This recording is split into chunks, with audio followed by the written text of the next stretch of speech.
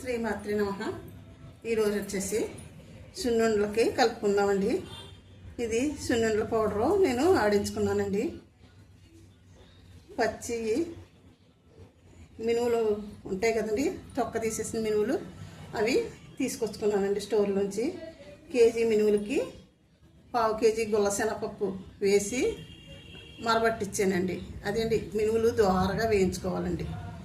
లోపల కూడా దోరగా వేగేలాగా వేయించుకున్న తర్వాత మనం పావు కేజీ శనగపప్పు గుల్లశనగపప్పు అదే తెచ్చుకుని అది కూడా కలుపుకుని రెండు కలిపి మరబట్టించుకోవాలండి.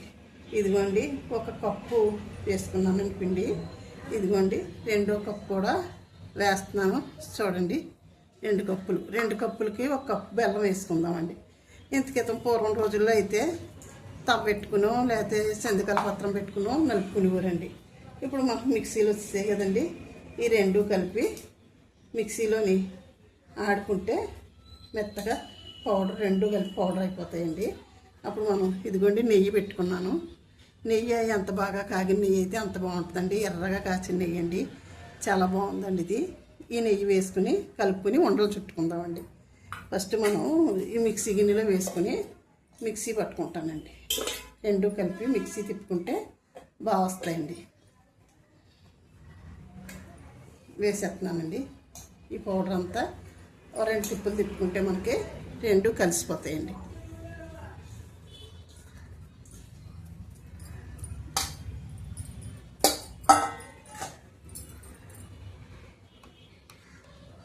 ఇది చూడండి ఎలా ఆడుకున్నాను, చాలా బాగా వచ్చిందండి. ఒక్క ముక్క కూడా లేదండి, శుభ్రంగా బాగా కలిసిపోయిందండి. చూడండి ఎంత బాగా కలిసిందో.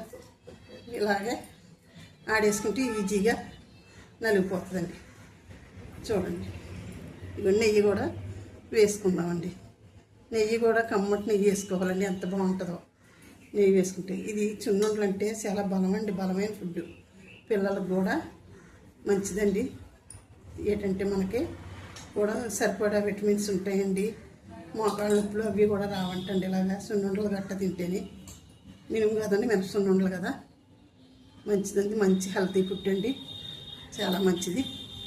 ఎంత నెయ్యి వేసుకుంటే అంత వేసుకోమంటుందండి. నెయ్యి ఎక్కువ వేసుకుంటే టేస్టీగా ఉంటాయండి. చూడండి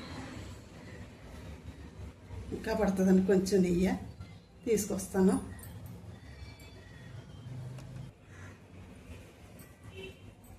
ఇంకోండి కొంచెం నెయ్యి, కొద్దిగా నెయ్యి వేస్తున్నాను. ఇది బాగా చుట్టుకుంటే ఉండల్లా చుట్టుకుంటే మనకి పిల్లలకు పెట్టుకోవచ్చండి. చాలా హెల్తీ ఫుడ్ అండి. ఇది చాలా మంచిది కూడానండి. పెడితే పిల్లలకు పెట్టినా మనం తిన్నా కూడా చాలా మంచిదండి. ఇప్పుడు అలవాట్లు ఏంటంటే బిస్కెట్లు, లాలీపప్పులు, ఐస్ క్రీమ్లు ఇవన్నీనే పెడుతున్నారండి. ఇవన్నీ పెట్టి బదులు మనం ఇలా రెడీ చేసుకుని మనం పెట్టుకుంటే పిల్లలకి ఎంతో మంచి ఫుడ్ అండి ఇది. నిజంగా పూర్వం రోజుల్లోని చల్లదన్నం పెట్టుకుని ఈ సున్నుండలు పెట్టుకుని 1-2 సున్నుండలు నంచుకుని ఉదయాన్నే చల్లదన్నం తినేవారంటండి. వాళ్ళు ఎంత హెల్తీగా ఉండేవారండి.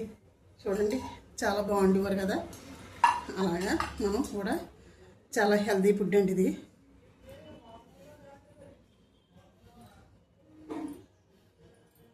చూడండి ఇలా చిన్న చిన్న ఉండలుగా చుట్టుకుని పిల్లలకు పెట్టుకుంటే ఎంతో మంచి ఫుడ్ అండి ఇది. పండగలకే కదండి, మనం ఉట్టప్పుడు కూడా చేసుకోవచ్చు. పండగలకు చేసుకోవాలనేది ఏమీ లేదు.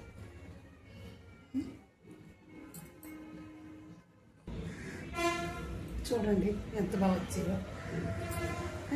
మళ్ళీ చెప్తున్నాను చూడండి. కేజీ మినపగుళ్ళకి వేయించుకుని దోరగా వేయించుకుని మినపగుళ్ళు తెచ్చుకుని పావు కేజీ శనగపప్పు వేసుకుని చేసుకుని మరపట్టించుకుని మనం ఎప్పుడు కావాలితే అప్పుడు ఇలా పిండి తీసుకుని మనం ఎప్పటికప్పుడు కలుపుకుంటే ఫ్రెష్గా ఉంటాయండి ఉండలు.